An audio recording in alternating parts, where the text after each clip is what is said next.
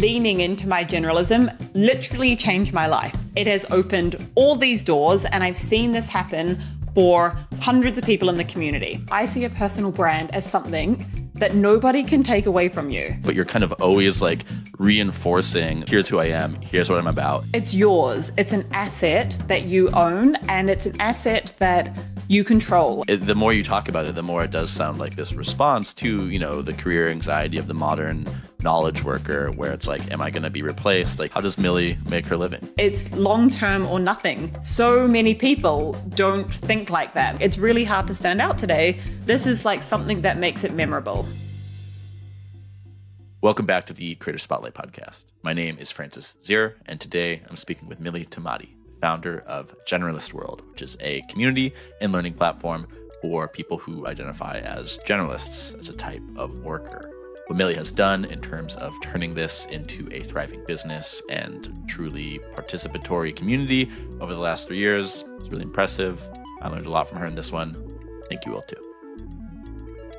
So you do speaking engagements, and I was looking at your website where you list the things you like to talk about. And one of your, I think it was 3 or 4 topics you list that you like to get into is how to build a defensible personal brand that pays dividends.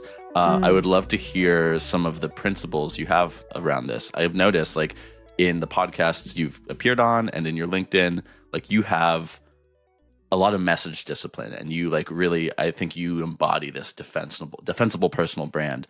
So how do you tell people, how do you talk about how to build a defensible personal brand? That's so interesting that that's come across, because I don't think it was an intentional thing to begin with. I think a defensible personal brand for me came about out of necessity.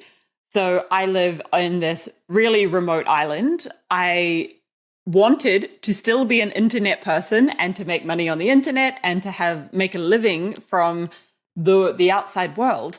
And I realized pretty early on that was going to be very hard to do if I wasn't visible, if no one could find me, if no one could trust me, if no one knew my story or what I was about.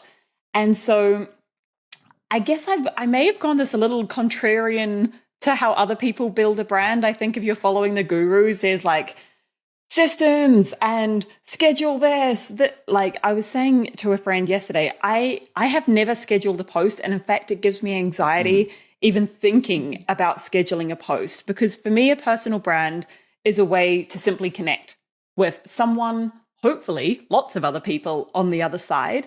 And the reason that I'm so bullish on it and the reason that I talk about it so much is because every day I wake up and people are getting laid off. There's like, this company's laid off 15%, this company's laid off 10%. And I'm like, even if you're really secure in your job, you just don't know. You truly just don't know. And so I see a personal brand as something that nobody can take away from you unless you get banned on LinkedIn or something. So obvs don't be too controversial, but as a rule, it's yours. It's an asset that you own, and it's an asset that you control. And so I see like posting every single day. I've literally posted for, I think, over 1,000 work days. Like, it's been a lot of posting. And I see this as an essential part of my job. I don't see it as like something that's just like a nice to have. I'm like, this is an essential key part of my job for the reason that it makes me defensible. It has led to speaking engagements. It has led to me advising different startups. It has led to all of our community members finding us. And in turn, we haven't had to spend anything on marketing. Like, why would I not keep investing in this brand? And yeah. Yeah. No, there's a lot of it that's really interesting. One, I think the fact that you kind of led with your being remote and like needing to like be so loud to post, for 1,000 work days or whatever you said, like that kind of drives the volume, the power, the frequency of your personal branding, of your social media posts, right? Like, that's really interesting, because living in New York, right? Like, I often wonder, like, oh, if I was to move somewhere else, would it be harder for my career because there'd be less people I can meet in person, et cetera. But I guess that is kind of almost a strength of not living in a city is like it forces you onto the internet. Another thing in there too, you use the word guru, and it's interesting because like looking at your work, I think of like you are putting out this idea of the generalist, and this is kind of this like totemic identity and philosophy that you are building your brand around, and obviously building Generalist World, this community around. And I couldn't help but make some connections to something like Tim Ferriss and the 4 Hour Work Week, or somebody I spoke to recently, Colin Rocker, who his thing is first generation professionals, which the commonality between all these things is it's like this vision of what it means to work, and a vision of a certain way of how to work, and like a community of like bringing like-minded people who identify with that way of working together. So it's like this idea of the guru, like you don't come across like guru as this like negative word of like almost like a multi-level marketing scheme type of like internet salesman, right? Like, yeah. You don't come across as that. You have like, you seem like a pretty normal person who's not trying to like recruit me into a cult. But all that to say, I'm curious how like what the seed of this Generalist World thing is, because it is kind of this totemic philosophy of working today that you've built this business around. So like, when did that start? When did Generalist World start? What was the seed? Just a side note, hilariously, we have been called a cult quite a few times, I think lovingly, but from the lens of our members are just so freaking jazzed to finally feel like they belong, and to finally have like language to talk about their skill set. And which leads me, like I can loop that back to the seed of Generalist World, where I had been working in startups for like 7 years. I had a punt a couple of times at starting my own company, with some successes, some total flops. And I realized the thread that tied it all together was being a generalist. Although I did not have the language for that at the time, I was calling myself like an all-rounder, the jack of all trades, and the glue hats person. Like many hats, exactly. And for a long time, it didn't matter, because I was just like, I was fine. I was never short of work. And it was in 2021, I guess it was, when I first moved to this island, and I was looking for a job. And I was like, what am I going to do on the internet? And when I was scrolling LinkedIn and Indeed, I was like, head in my hands, like, oh, this sucks. I was like, these roles look awful. They're so specialized, and just nothing got me excited. And I'm someone, as you can probably tell, I'm an excitable person. And like, when I put my energy behind something, I do have a tendency to be able to like make things happen. And so I was like, oh, it just feels like a waste of everyone's time if I'm doing something that's not like that exciting. And so I was like, right, screw the like LinkedIn easy apply, whatever it is. I was like, I'm going to go straight to the CEOs, and I'm just going to like find problems that look really interesting. And I'm just going to be like, hire me. And here's why you should hire me. And it was during one of these conversations with a CEO of a mental health tech company that we hit it off. She was like, yep, would love for you to come work with me. And then she came to the thing that every generalist has experienced, where she was like, but where do you fit? Are you product? Are you content? Are you strategy? Are you like, where do you fit? And I was like, it was the first time I'd ever said this. And I said, I think it's in your best interest to not try to make me fit anywhere. Just give me the job. Like, and I will come in and I will work across those different functions. I will, we can kind of figure out what this role looks like, but I will be your right hand. And she said, great. And then I actually remember in the message, she said, that makes sense. Like, I realize that your strength is that you don't fit into a box. And it was like, click, click, click, click, click, like all the light bulbs in my head. And she gave me the role Director of Miscellaneous. That was my contracted title that I was hired for. And that was the seed. That was the seed of GW, because I thought, well, one, if I'm a Director of Miscellaneous, like, surely I'm not the only one. Like, it would be really neat to find one other person, or maybe two. Like, gosh, maybe there's 3 of us in the world. That would be so cool. It turns out there's a lot. And then the other side of it is, wow, companies could really do with more of these director of miscellaneous, however you say the plural of that. And the convergence happened as well when there was like a big round of layoffs in like 2022, also post-COVID. Everyone was questioning, what am I doing with my life? And from there, Generalist World has kind of just like really taken off. However, when I started it in 2022, I have these distinct memories of feeling so embarrassed of saying what I was working on because people thought it was so dumb. Like people were like, what do you mean a generalist? Like that's not a good thing. You need to specialize. Like if you want to be taken seriously, you need to specialize. And I just disagreed. I really disagreed. And then I think with the rise of AI, it's taken like all this time and me really flying the flag. But now the tide is turning so much. Like just this week, I've heard the CTO of HubSpot, Damesh, the CEO of Every, Dan Shipper, and the CEO of Replit, whose name escapes me, all say more or less the same thing. Generalist, generalist. This is where it's at. This is what the CEO of Replit was like. I'm going to teach my kids just to be more generalist. I had to stop on my podcast because I was like, oh, like the world is finally catching up to what we have known all along, that generalists are really, really valuable. Yeah. Okay. So a couple things. One, this is exactly what I was talking about with your defensible personal brand. You're hitting on a lot of notes here that I've seen in a lot of your LinkedIn posts and in all of your podcast appearances, where you talk about the director of miscellaneous role. And you're talking about this rise of generalists, which you're very good at hitting these notes. And I knew you were going to do this now, right? It's a perfect illustration of the defensible personal brand. You know, another word for this is just message discipline, where you have these notes and you find you're like a politician. You find a way to get them in and remind people of it, which is how you have to act to build a personal brand, right? When a politician is campaigning, it's the same thing. So one, I think for any listener, this is like a great example of what you're supposed to do to build a good defensible personal brand is you have these things and you constantly remind people of them, right?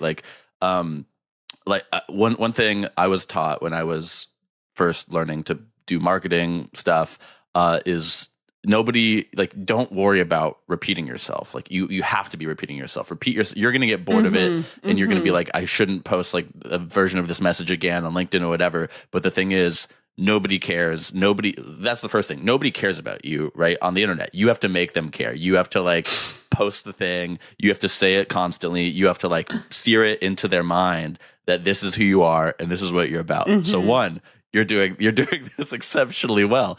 Two, I think I want to get more into your how you've built your audience and into Generalist World for a second. But one word on this idea of the generalist, to me too, like it feels like it's powerful that you name it, but it feels to me like this just is the way of working now. Like I have spent the last 5 years working in startups, and in a startup you have to have this malleability, this agility in what you do, right? Especially in a marketing role, as I've always been. It's constant pivoting. You like being able to like, I can do something on LinkedIn. I can go into the street and shoot man on the street TikTok interviews, right? So I do agree with you that it's like this is kind of this mode of working, which 100 years ago you're on the factory floor at Ford and everyone has just their one thing. But it's like it's kind of like the generalism is sort of this like evolutionary response just to the lack of stability in work, which is what you're identifying. But I want to talk about your social a bit more. So your audience, I'm seeing 21,000 on LinkedIn, 36.9 thousand on TikTok, 6.3 thousand on Twitter, and I would say the LinkedIn audience is the strongest. Tell me about your relationship with these three platforms.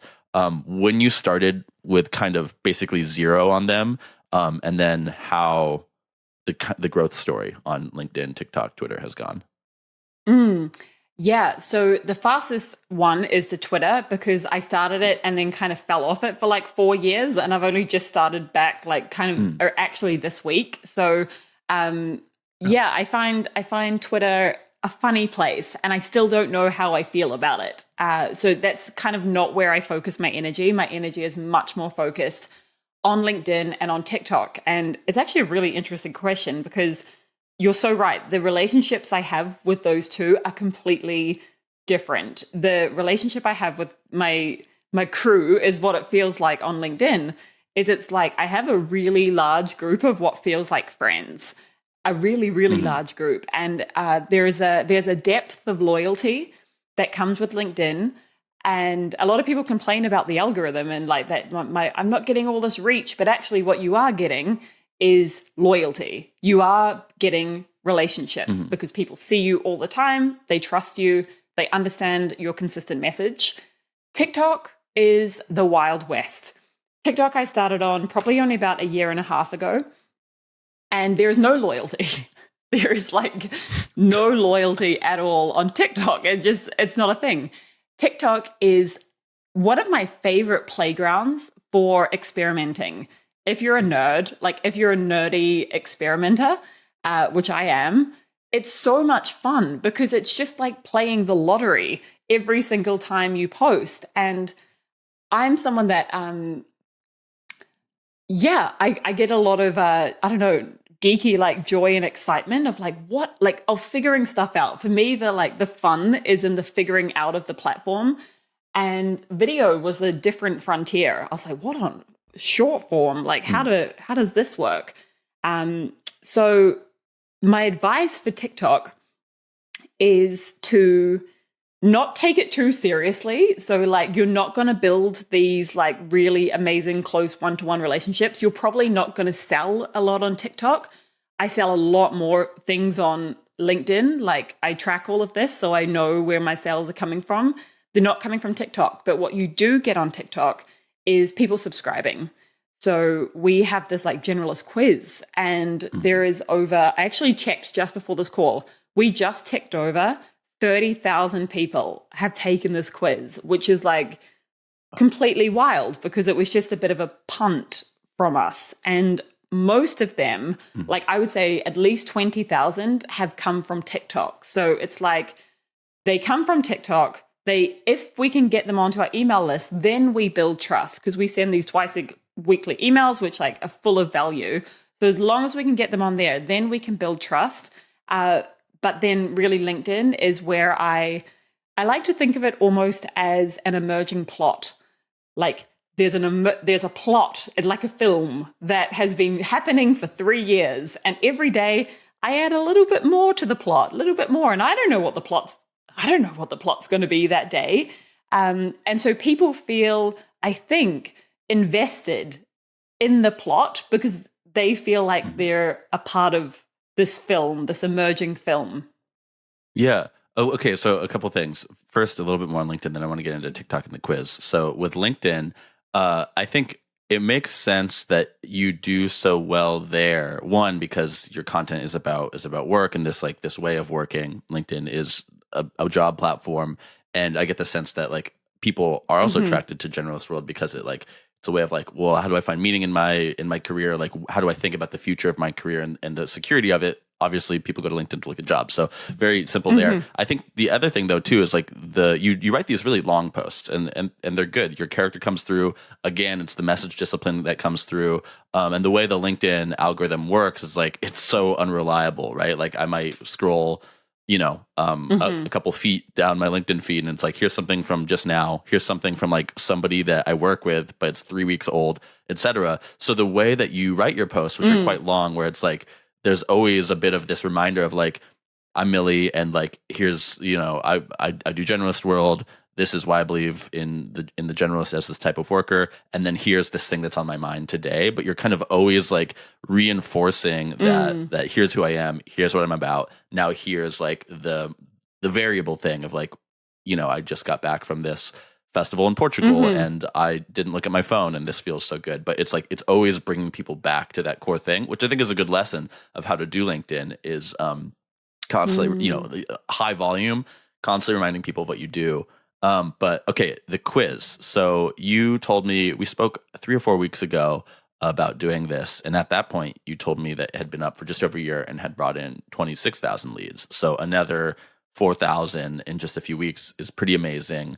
I think the quiz as a way to attract email subscribers to grow an audience online, it's very smart. And it's also not novel, right? It's BuzzFeed. And this quiz is like very much like a professionalized BuzzFeed quiz. I took it. I forget what my type was. What are the 4 types? Because it's like, what kind of journalist are you? What are the 4 types? So it's connector, innovator, translator, or systems thinker. Yeah, I was a translator. I was a 7 out of 10, I believe, translator. So that's nice. But anyways, yeah, it's very smart because people want to know, well, what am I through this lens? So tell me this, now 30,000 people have taken this. Is it from organic search? Is it mostly from TikTok? Where are people coming? And then the other side of this, right, to confirm is that anybody who does this, they're signed up for the newsletter. Yeah. So the quiz came about because one of the top things we kept hearing was, I think I'm a generalist, but I don't really know. And if I am, I don't actually know how to talk about my skill set.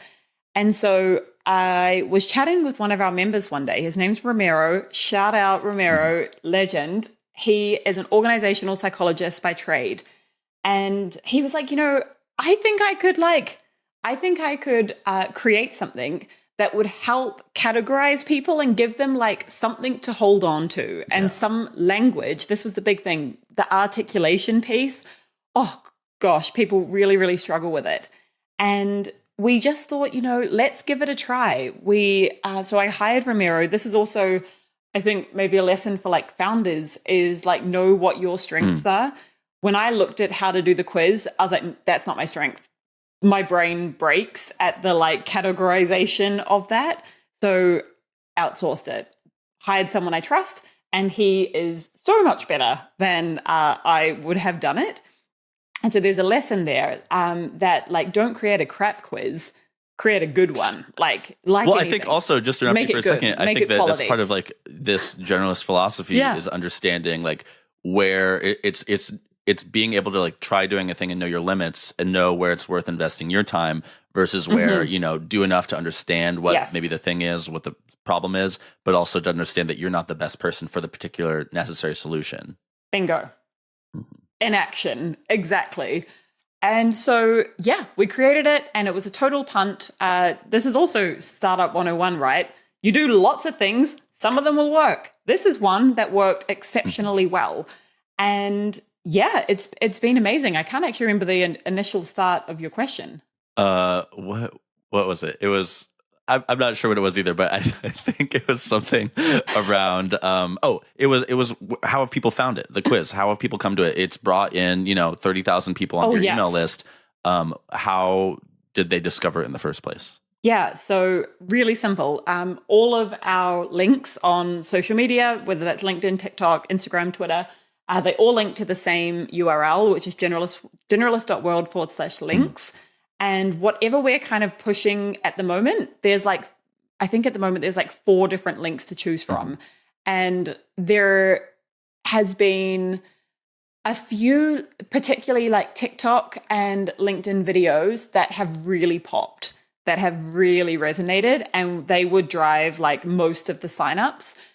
So usually once a week, maybe twice a week, I see it as my job to promote the quiz, to market the quiz. And the fun part for me, which probably lots of people would find not fun at all, is finding the different angles and being what is the angle that's really resonating with people? And I think the testament to this is we've actually just created a different quiz. It's called the AIskillsquiz.com, and it was created by another member of GW.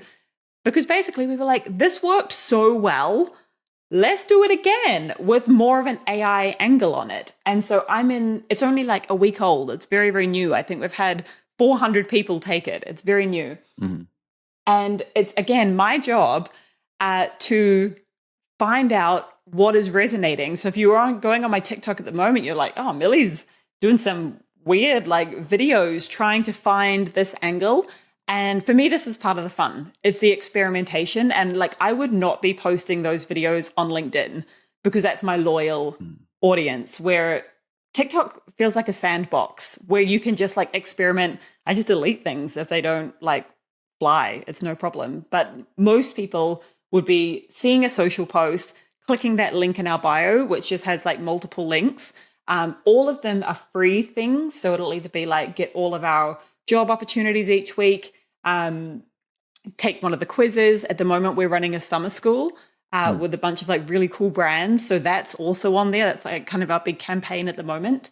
And so the goal of that link is whoever clicks on it, there's something in there for them. Like if they've come this far, they're like, ooh, either like events or a quiz or, oh, jobs. So whatever you need, we've got it. It's like a smorgasbord of options. I think having the quiz in there makes so much sense because, like, let's say there's no quiz, but it's like, here's our website, here's our job board, here's like our link to sign up for our newsletter, whatever. Like, I'm so much likely to kind of slide away and just click away. But then when there's a quiz, it's like, oh, I've got 2 minutes. Like, I'm going to do that little quiz, right? So I think that's really smart to have that as like a leader in your LinkedIn bio. Okay, I want to come back to a few things there, including the summer school, but we should talk about what Generalist World is practically in terms of, there's the community, there's the newsletter, et cetera. So tell me kind of what the different parts of Generalist World are and what the audience size is for each. So I understand there's the newsletter and there's the Slack community. What else is there and how many people are in each? Yeah, so the core of GW is our community, has been since day one. It is my favorite corner of the internet. It's also our moat. It's like the thing that is really, really, really hard to replicate. And the people inside are some of my favorite humans. And so there's around 600 members, and we just host that on Slack. Our email list is very, very close to 30,000. I think we'll probably cross that this week. And that's been all organic. Word of mouth, quiz has obviously been a huge driver. So that's been pretty neat. And then our social following is around, I think, coming up to 100,000. It's in and around that number.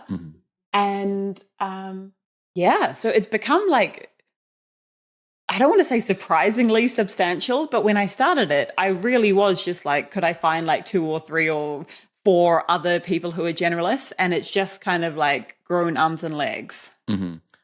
So the community, or one actually, before we get to the community, how we get into the community, I understand that Generalist World basically has 3 products. And I was looking at these on the pricing page of the website.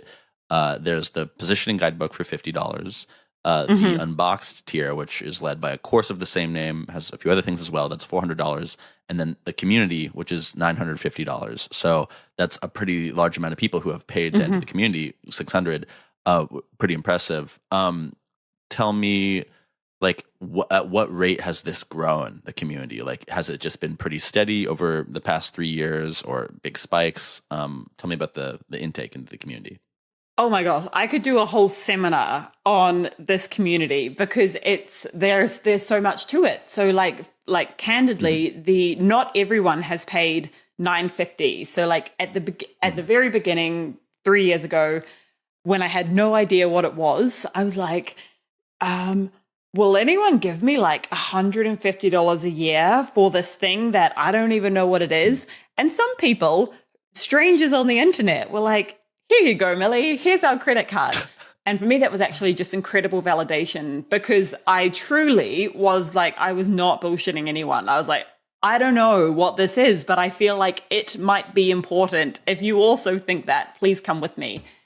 So the pricing has changed and we have experimented with everything from like 150 would be the low end all the way to, I think the most we experimented was about 1350. And I think when you're experimenting with price, I mean, that's like a 10x difference. The way that we've done that in a way that doesn't feel icky or gross, basically like raising your prices, is just to be really, really honest. Really honest. And again, bringing people into the plot, I think has been it. So people, I build in public, right? So people have come, I think, to really trust that I'm like genuine and I am genuinely trying to solve this problem and make the world better for generalists. And so they're on the ride. And I think they also realize, okay, the value has incrementally increased over time. For example, Unboxed is a course we created, and we were like, is the course going to be the thing? We don't know if the course is going to be the thing. And so we've just kind of rolled the course into the community. And the goal is just to keep making the community ridiculously valuable. And I think I know this is working when for the last like 6 months, something's changed in like my founder psyche. And I started to love sales.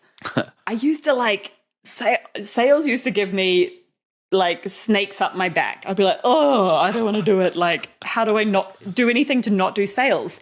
But this year, I've started to love sales. And I think that's because from my point of view, the community is so objectively valuable that when I see someone who fits like the profile, I feel like I'm kind of doing them a solid by just letting them know. I'm like, oh, you would actually get so much value. Like you would actually, you kind of need to come in. It would be so helpful for you. And that feels really cool.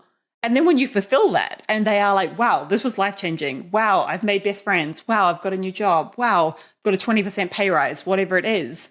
It just is like a self-fulfilling loop where I'm like, okay, so now it's like my responsibility as a founder to not sell, but to do the right thing by letting people who are the right fit know that we exist and know that the doors are open. Mm-hmm. Yeah. Another thing too, I think that helps build the trust. You do have on the Unboxed, you do have a 7-day money back guarantee, 30-day on the full tier. Tell me about like the experience of somebody coming into the community. Let's say the first week, do you have this like onboarding kind of flow set up, or, you know, here, I'm going to put you in this one, introduce you here. What does it look like if I come into the community my first week? Yeah, it's so exciting. So firstly, if you wanted to come into the community tomorrow, you couldn't. We have cohorts. So we have about 3 cohorts a year. This year, we're thinking we're going to do 4 because the demand has just been there. And we're like, why would we not do it if we can do 4? Mm-hmm. So firstly, there's like opening week. We call it Doors Open. It's just like a festival inside the community. It's always so much fun. There's a real buzz. It's like, ooh, who's going to join? And the caliber of people that join are always like intimidatingly amazing. So you know that there's going to be really interesting, like non-linear, amazing people coming in. And so they basically sign up, super simple. It's like a Stripe link. They'll get like the onboarding email, which we obviously all run through Beehive. And when they first arrive, they'll be getting like an onboarding message from our community manager. Her name's Edja. We call her the community queen for a good reason. She is amazing. And within the first couple of days, they're then going to get a welcome message from me. And this welcome message is a bit ridiculous. Founders always give me the side eye when they hear that I still do this. They're like, you probably automate that, or like you could probably use AI. And I'm like, no, the point is I'm doing things that don't scale for as long as I possibly can. And so this welcome message is actually a video from me, and it takes me a minute, 2 minutes. It's not a long video. It's not a long investment of time, but I send it to each person. So each cohort, I'll send 80 plus welcome videos where I'm like, hi, name. And I will babble on for like, you know, a minute or 2. And it's so amazing how much of a difference that video makes, because I think everything is automated these days and everything is like efficiency focused. So when people arrive and they feel like, oh, wow, this founder cares, like actually gives a shit, like is actually going to like take the time to reach out and make sure that I'm getting settled. And I use that time to also set more about the culture, how we're a calm community. And it's these little touches I will continue to try for as long as I can basically to like put these little touches in. And then so that would be the first couple of days. Usually it's kind of like a fire hose for people. They're like, whoa, this is like, if you've ever been in a community and it's like crickets, this is not that. This is like, if anything, it can be actually too overwhelming. So we actually help people be like, we know that that people are so engaged and excited.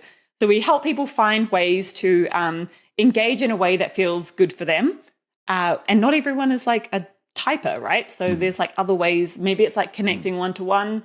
And then we always in our first kind of 6 to 8 weeks will have masterclasses. And so we bring in hard to access experts and they run sessions. And it's a really cool way for members to start to upskill, but also like to hang out and to meet each other and like swap notes.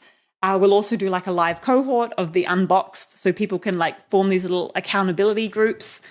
So the goal with the community, and Edja, she just truly does like such an exceptional job, is to create these different ways that people can meet each other and these different ways that people can engage and find value.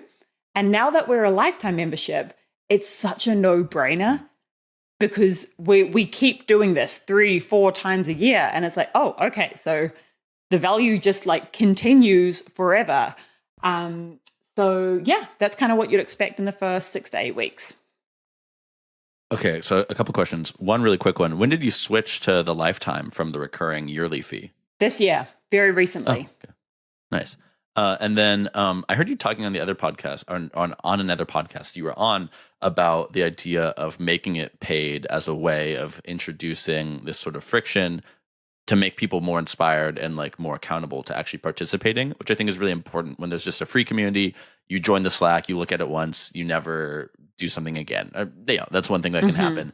And so I also think I really like the cohort aspect of another way of introducing this friction that inspires participation, that makes it feel special, that makes it feel limited, that gives people like a specific window, right? It's like instead of asking a broad question, I sometimes I try to do that here. Sometimes I try to ask very specific questions to get a very specific answer, right? It's hospitality is what it is. How do you like the kind of peer-to-peer in here? Because you're talking about the programming you set up, also these peer-to-peer sessions. But I think one flaw I often hear about with communities is like, oh, people stop participating, or like a community isn't healthy if they're expecting like, the leader, not that you are like the only, figurehead of this, but like the person who's kind of the founder of it, maybe they just want time from that person and they don't really engage with other people.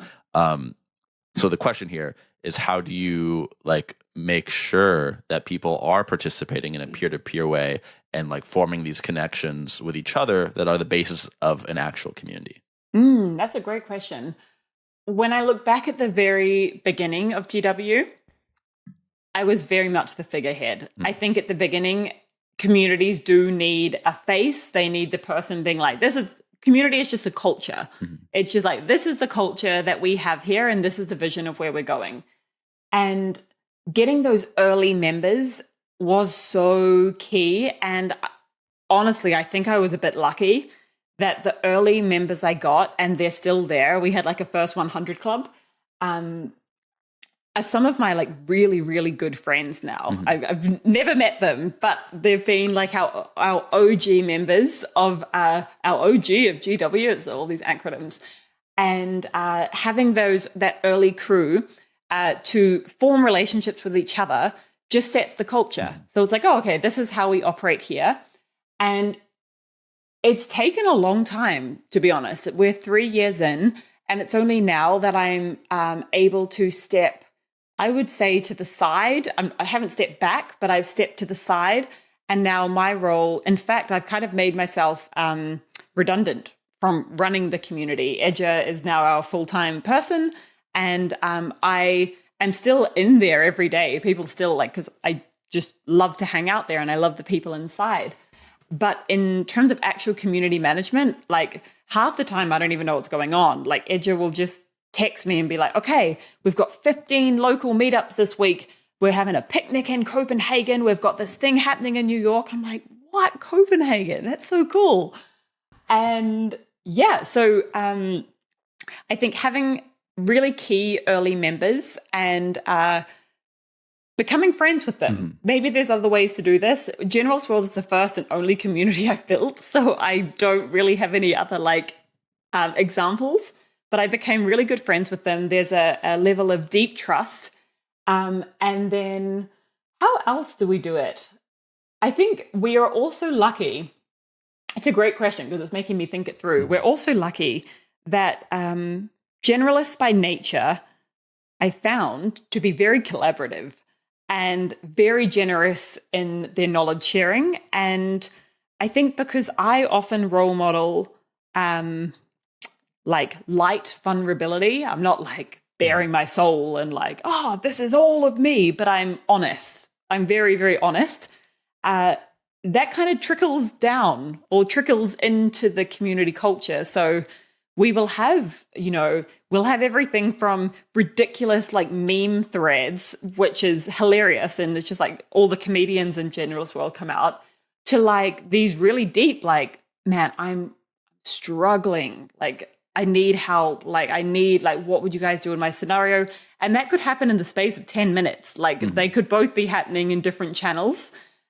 So even though it's like a career community, it's kind of just where you go to meet friends as an adult who have also had a similar career arc to you, but quite probably not the exact same. Like we have academics in Australia and, tech operators in San Francisco. Like it's such a wide variety. I think one thing you said on another of these podcasts I listened to where you were the guest is that, 10 years ago, you were working as a tour guide. And so this seems like kind of the seed of what you do here, where you said that, you were tasked every day or however many tours you did a day with making sure that these like people who didn't know each other and like were from different places could kind of laugh together. And it's like, that's something you have to model. I've worked like as a barista and like what you do is the kind of hospitality you have, even just standing behind a counter selling coffee, kind of a similar thing of like it's your job to make these people feel welcomed and to like model the mood that you want them to have, whether it's a barista like smiling and laughing and like, making a joke, responding to a joke, whether it's a tour guide, like doing the same thing. Right. Like I think which is very generalist perhaps. So yes. I don't know. I really liked hearing that seed that I'm hearing reflected in what you're saying now. But question, who are these people? You're saying a little bit, maybe it's a tech operator in San Francisco. What are some of the rough demographic breakdowns of the people in Generalist World? Where do they live? Who are they? So most folks are from the US or the UK and Europe, although we do have a growing number of people finding us in Australia and New Zealand, and that's becoming a big focus for me because I am Kiwi. I'm like, yes. let's get the down unders in. So that's very exciting for me. And most people probably work in tech or like kind of they're also internet people. They work online. They are often kind of like 7, 8, 9 years into their career. So I think there's like this generalist arc where at the beginning, your early career, it's kind of hard. You're like trying these different things and you're trying to fit into the specialist box. And it's not till you kind of pop out in your mid-career that you're like, I guess that path wasn't really for me. So now what? Now I've tried these things. I'm not following the specialist path. So gosh, where do I fit? And that's kind of when people find us. And when people say, oh, maybe I can find how I would like to spend, the second part of my career. How might I like to spend that time? And to be honest, like the longer I spend in Generalist World, you'd think I'd be getting more clarity on this. But the truth is, often I get a little bit more confused because we will have people joining who, when I look at their profile, I'm like, you look like a deep specialist to me. Like, what are you doing here? Like, I say that with like love and curiosity. Like, what are you doing here? Are you lost?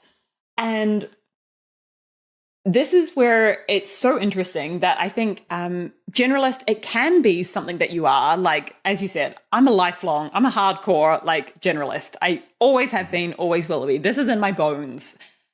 But I don't think that is the case for everyone. I think that some people can see generalism as an approach and can say, I actually think that's just a smart career strategy at the moment. So even though I'm this deep specialist, this We have a professor in Australia, Shern, who I kind of referenced earlier, who has a PhD so long.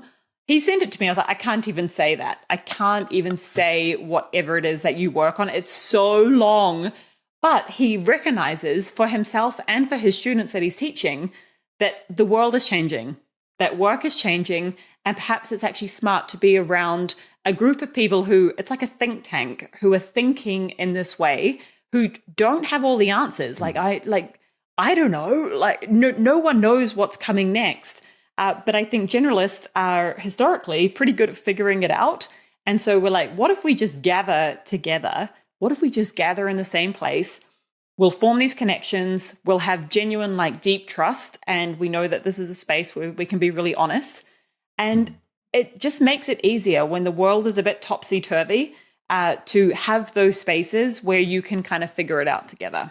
Yeah, it's really interesting that you said it's mostly people who maybe 7, 8, 9 years into their career, and it's the way you say you identify as a lifelong generalist, and some people come in and you're like, you seem more like a specialist. Like, to me, it really is the more you talk about it, the more it does sound like this response to, the career anxiety of the modern knowledge worker, where it's like, am I going to be replaced? Like, do I need, what other skill should I be working on? And I see the same thing in any creator I talk to, right? A good creator business is diversified across platforms and across revenue streams. And it's just kind of hedging for the future of I've got this other thing that I've tried a little bit that I could put more investment in if the waters start rising over there. To that extent of, diversified revenue streams, what are the various ways you make your living? Is it all just paying yourself from the fees people pay to Generalist World? How does Milly make her living? Yeah, so for a long time, memberships was our core revenue stream. That was our core main revenue stream. And it's very recently that I have turned on sponsorships. I mean, we're nearly at 30,000 subscribers now. And there's been times over the years that people have wanted to sponsor the newsletter. And this is gonna probably, maybe don't follow this advice. I don't know. It worked for me. But I always felt a bit weird and icky about just being I don't even know this tool, or I don't even know this brand, yet I'm going to put them in front of this audience that I've blood, sweated, and tears over bringing together. It never felt quite right. So over the years, I would say we've left actually a lot of money on the table by not taking on sponsorships from the beginning. And now that we're this deep in, I'm like, okay, well, what is my dream way of having sponsors? We don't have to do it in the traditional way of just selling each one. And I've basically made a very, very, very short list of 4 or 5 brands. And I've spent years building relationships with them, not necessarily asking for anything, just making sure that we know that we're on their radar. And so the first brand is Notion. And I mean, I, in fairness, did hound them for 2 years and went through 4 different people trying to get my in. And now they've sponsored us, and we absolutely hit it out of the park. And so they've sponsored us again. So for the next quarter, we're sponsored. And there's 2 more brands that I won't say until they're confirmed, but probably going to be very soon. And did the same thing where I was like, you're it. You're it. I want you. It's going to be great because I use you all the time. It's just the most genuine part. It's more like a partnership, a genuine partnership. And I think one thing I do quite differently is I just refuse now to do transactional. I'm this deep. I'm we're so deep. We're not doing any transactions, long term or nothing. And I had a very large brand, household brand name, come to me a couple of weeks ago, pitching a partnership, and they did the classic let's test it. And I now have the confidence to say, no, I'm not going to test it. I'm not going to put anyone in front of our audience. It's long-term or nothing. And their response was actually very interesting. They said, I'm so glad you said that. So many people don't think like that. Most people don't think like that. TBD if it worked. I'm still waiting to hear back from them. But yeah, so basically, long story short, we memberships are our kind of our core that just pump all year round in these different cohorts. And now sponsorships, my goal for the next 12 months is to have that way overtake the memberships to really give us some big cushioning and maybe even to grow the team a little bit. So yeah. Three follow-up questions here. One, so you've got this pretty diversifying revenue in the business. How do you pay yourself out? How do you determine that part of it? So I do the classic founder thing where in the UK, you basically can pay yourself 12.5 grand and then it's tax free. So I do that. So I pay myself £12,500 a year, which sounds so low, and it is so low. But I can do that because I live on this island. My rent is, people are going to be annoyed. I'm going to get cancelled for how little my expenses are. I'm not even going to say it because people are going to be like, let's be honest, you live in this very remote island that's 170 people, right? 191. And I think it's an important point because living here is a choice, of course. Living anywhere is a choice. But living here whilst building GW is an absolute choice. And it's that I can continue to grow it and not put pressure on growing so fast or not put pressure on having to take investment. I can do it in a way that feels really good because my runway is essentially forever. As long as I live here, I can keep building. So although, of course, it has sacrifices that I'm not in New York, I can't just go and meet these big brands or I can't go and meet my community members. But when I look at the big picture and when I take a step back, I don't think it's harmed us. In fact, I think it's only added to a story of what? What do you mean? Where do you live? What do you mean this is where you've built it from? It's all a part of the story. And it's really hard to stand out today. So this is something that makes it memorable. Mm-hmm. I think it really is a good part of the story and adds to your brand. One thing about the sponsorships, this isn't sponsorships per se, but when I signed up for the newsletter, I don't know, 5-10 minutes after I'd signed up and received the intro email from you, I received another email titled "Free Bonus 20K Savings on Our Favorite 8 Tools." And it's a short list of what seems like affiliate partner links. Some of the tools, there's Notion, Riverside, Zapier, Beehive. This seemed really smart. Hit people with this list right after they're most engaged. Does this do well for you? What's the conversion like on some of these? Yeah, it's fairly new, to be honest. And I'd love to see how it works over the next couple of months. But it whenever I'm doing anything, the question that I ask myself is just, how can this be a win-win? Mm-hmm. How can this be a win for our audience or our community? How can it be a win for us? And ultimately, how can it be a win for the brand as well? Let's say it's Beehive, Notion, Zapier.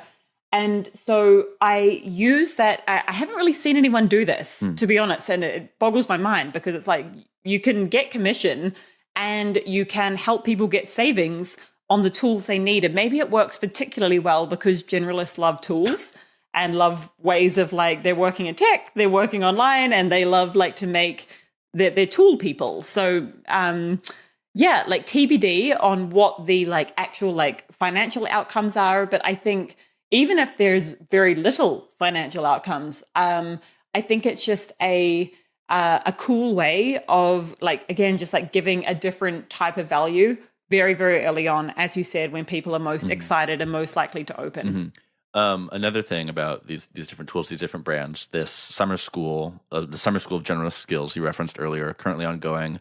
I think in your LinkedIn post announcing it, you are framing it and the partnerships, really more like partnerships around it, as really this coup that you'd been trying to pull together for a while. And I think there was I don't know if it was all 8 of those brands, but some of the ones listed, Notion, Canva, Lovable. I don't know if they're all exactly partnerships, but tell me what this summer school is in terms of what it is, both for your audience and how it adds value for them, and also from the brand side, how you've brought in these brands and pitched it to them.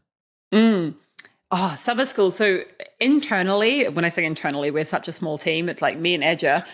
We have this rule of no new ideas because we love ideas.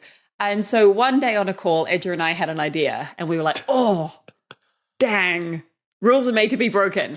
And the idea was I've spent all these years forming these relationships, as I mentioned, with these different brands. I have these different champions. Usually how I know they're going to be a champion is they say, I'm a generalist. And I'm like, great, come on in, let's be besties. And the key is you don't ask them for anything at all. You're just like, let's actually be mates. Let's be pals. How can I help? Mm-hmm. And so I've got all of these amazing brands in my inbox. But, and then we also have this crew of so many generalists who are hungry to learn. And Edra and I just thought summer school sounded cute. And then we were like, summer school of generalist skills is so hard to say, but so adorable. Like, again, one of our experiments. And it's one that went bananas, that people firstly were like, Milly, how have you got all these brands? Like, how have you got these partnerships? It just takes a long time is the annoying, boring answer. It takes a long time to build these relationships. And we just pitched it like, hey, we have all these generalists who love learning. And would you be able to put together a really valuable session teaching a generalist skill? So it might be like we're having one on public speaking. We're having one on community building. We're having one on organizing your portfolio career or Notion. So it's like a skill, then using the tool. So it's like a win for the company, right? It's like, okay, sure. Like now we get to use Notion. And yeah, we launched it. We had one IRL event, which we've teamed up with Canva. Again, I just had this relationship with someone from Canva and I was like, hey, can we come and use your space? And so the IRL event sold out before we sent the email. I think it's 75 places and it's giving Edra anxiety. I think we have over 150 on the wait list for that event. And people were like, I'm going to fly in from New York. And I was like, no. Please don't. Like, we will run another one. Like, don't fly in across Atlantic. That feels more stressful to me. So we have the one that's in person and then all the other ones are online. And yeah, there's like 500 people plus signed up for all of them. And it's like, it's kind of funny because when you're building a business, at first you're like, oh, what will I do? And you have these ideas. And mostly you do what you thought you were going to do at the beginning. That's what I've discovered. We're like community, content, events. That's it. That's our bread and butter. Like that's what we thought at the beginning. And that's what we have continued to do today. And for anyone listening, I'm not sure when this episode will come out, but like come along, join summer school. It's totally free. It's going to be a lot of fun. But the next campaign we're going to be doing is in September, which also started as a joke in the community where we were like, we should have an International Generalist Day. And then we all cackled a little bit. We're like, oh, that'd be so funny. But then it happened and everyone started rallying and they were like, IGD. And it then became a completely out of control day, September 18th. And there was over 1,000 people all across the world who came together. Wow. And to me, the signal of both summer school and IGD is that people, I think particularly generalists, but I think people, there is such a craving for being in person and being around other really genuine, nice, kind, smart, cool, interesting people. And I think particularly for generalists, if they haven't felt like they've been able to fit in, if they've spent their entire career in spaces like trying to mask or like fit into a box, like I completely resonate with that. And then suddenly you just get to come to this event. And when someone asks, what do you do? They don't look at you weird when you're like, all these things and then some more. So yeah, that's where we're at. Nice. So you were just talking about content, and we haven't really talked about the content side of it much. And so there's two aspects here: the newsletter, and then the podcast. And so I want to start with the podcast, and then we can get into the newsletter. But the podcast, so there used to be Generally Curious, which was hosted by you and Lindsay Lerner, and now for the past few months, I believe it's been just Generalist World. And I know that one difference here is that the Generalist, I don't know if this is true of the Generally Curious podcast. I know it's true of Generalist World, is that the people you interview are all just members of the community. And so that seems like a pretty novel thing to me, where it's like, it's really by and for the community, and like it's serving this really strong purpose of reinforcing the community. So tell me about these two podcasts and why Generally Curious became Generalist World. Yeah. So probably 2.5 years ago, Lindsay popped into my LinkedIn. This is the wonderful thing about building a defensible brand. People come to you, and we basically hit it off. And she was like, I have a background in podcasting.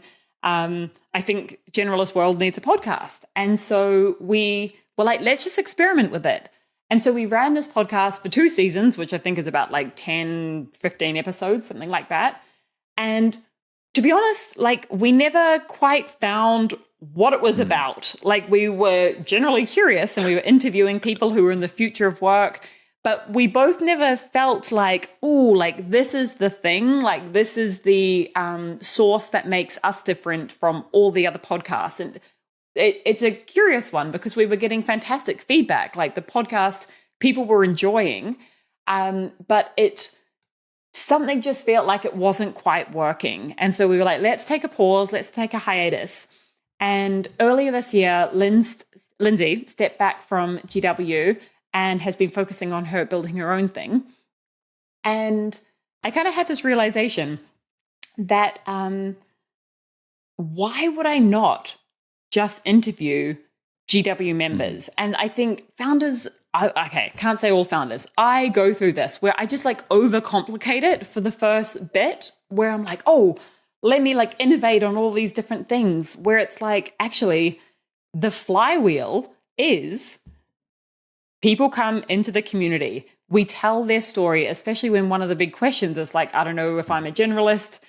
How do I know what career path is right for me? I'm like, gosh, could it be as simple as one of my favorite questions? What if it were as simple as interviewing Generalist World members that then amplifies them? Great for them, highlighting them, using our platform to amplify them, and then using that every Friday, that becomes the newsletter, and we send that out, and then more people read it, and they're like, maybe I'll become a Generalist World member.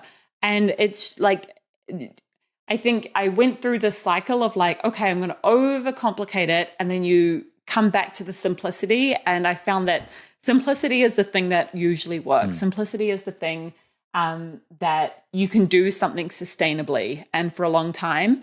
And maybe an interesting story for folks is I wasn't sure if I wanted to do a podcast on my own. I was like, oh, I don't know. I really loved like podcasting with Lindsay. I don't know if like I want to be the host.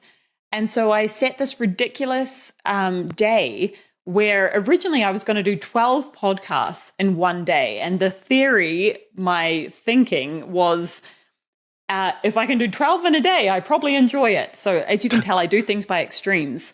We ended up doing, I think we did 7 or 8. And then I was quite literally on the floor. Like I was like, I got to call it there. But it's so exhausting. It was too, and I realized that if I kept going, I was actually going to do no justice to the episode. I was like, I made up 12, like such a ridiculous number. But while I was on the floor, like just completely brain melting out my ear, I was like, wow, I still feel energized. Like in my body, this still feels like it was a really fun, amazing day. And so that was enough of a signal for me to be like, yes, let's keep recording. And so now, every Friday I release a new episode, and it's all with Generalist World members, which is like, it's so obvious. And often the right thing is the obvious thing. I'm going to say that so that I listen back to it like all the times in the future. Keep it simple and go for the obvious thing. That is great advice. That's really good advice. Okay, so the last little bit about the newsletter. The newsletter is twice a week, and it's the interviews that made from the podcast. And then what? What is the core function of the newsletter for Generalist World? Yeah, so every Tuesday we curate between 40 and 50 jobs. And we do this totally manually. Again, people are like, you guys could probably find an AI for that. But the point is that we're actually scouring it and making sure they're a fit for this like generalist kind of archetype. So people will get every Tuesday, even if they're not job hunting, they're like, what's out there? Yeah. Like, what are the jobs in this generalist world? Great domain name. And so every Tuesday will be that. Every Friday will be the podcast. And then every now and again, and I make a point of not promising when they will be released, but I write essays. And those essays can take me months, truly months to write. And they take months because the essays are always very long, and they're the result, the culmination of all these dots connecting. And I can't rush that, which is why I never promised like one essay a month. I've learned like, okay, the essay comes when the essay is ready to be written. Yeah. And so when the essay gets written, they usually do very well. Like I still see like the generalist value pyramid. There's like the structural whole theory. It's basically just me and my hot takes ranting for like 2,000 words. So they happen occasionally. Yeah. I read the Generalist Value Pyramid one, and it's very good. Okay, we have been talking for a while, so I'll give you one more question and let you go. A little bit of a broad one. I'm curious about the future of Generalist World, and two things for context that I read recently that really make me curious is one, two recent posts on LinkedIn. One was about that you were considering selling a minority stake. And then the other one was about this one you just posted 2 days ago, or yesterday, rather, as we record, planning for motherhood as a business owner and like what you're trying to do to prepare Generalist World for the possibility of you going on maternity leave. So these two things seem pretty combined. You've been doing this for 3 years. What are you thinking about for the next few years of it? Like, do you want it to be acquired? Do you want part ownership? How do you make this a thing? It seems like you care about it a lot, and this is, you're very invested in it. I'll stop talking. What is the future of Generalist World over the next 3 years?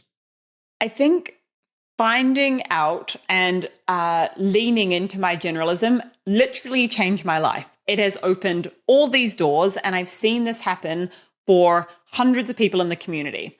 And so the vision for me is just to keep doing that, to build an absolute beast of a workforce, of this generalist workforce. And I think we're uniquely positioned to do that. There's a lot of trust in the market. So that's kind of on the generalist side. I'm like, I just want to keep helping people do what we've been able to do and lean in and see that all the amazing things that unlock from there.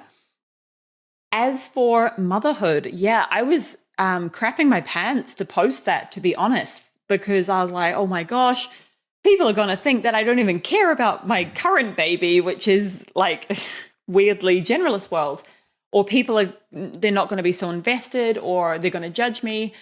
But I figured this is one of my philosophies with social is if I'm thinking it, probably someone else is. And it is the most effective post is when you just say the quiet part out loud. And again, you just be more honest. It's not being controversial. You're not doing it to like polarize. You're just saying the thing without mincing your words. And often that like resonates with people. So how I see the future of Generalist World is an emerging thing. That's the answer. Like, I don't know where it leads. I don't know if we get acquired. I have a body response to that of like a fear. I've seen so few communities work like getting acquired. So like that freaks me out a little bit. But in my perfect world, in my Generalist World utopia, this thing keeps going. This is just a sustainable decades long thing that evolves. And one way that might happen is through the community acquiring some, I don't know how it works, some kind of stake. When I posted that, there was a big response from the community saying, yes, let us buy it. Yes, let us invest. So that's totally an option on the table. But I kind of want to prove that business doesn't just have to be this like super capitalistic, extractive process. Like it can be driven by community. Hopefully it can be owned somewhat by community. And I also want to prove that I'm not a mum yet. I'm not a parent, but I would very much like to be. And I kind of want to prove that you can do both. Like I have a couple of role models, some like mum and business owners, but like not loads. I would love to have more. And I think that I could be part of the solution to just telling that story. And I don't know exactly what that looks like, but if I could find ways to continue to grow the movement, continue to help lots and lots of people, hopefully even more as we progress, continue to help companies see that they don't have to squeeze people into boxes. And in fact, it can be in their best interest, just like the director of miscellaneous role, to actually help people lean into their generalism. And if I can do that while also having the time, life, freedom to be a parent, and not even just be a parent, but just like have a life, I think like, yeah, work-life balance is a funny one, but it's so important to me that this job, that I don't like create just a job for myself where I am constantly working. It's like, okay, the whole point is freedom and the whole point is autonomy. So yeah, but the TLDR is I don't know. And I think it's absolutely fine to say that it's like, this is emerging, and follow me on LinkedIn because you'll be a part of the plot as it emerges and as I figure it out as well. And that's Generalist World. Milly, thank you for coming on. This was such a good conversation. Thank you so much. This was awesome.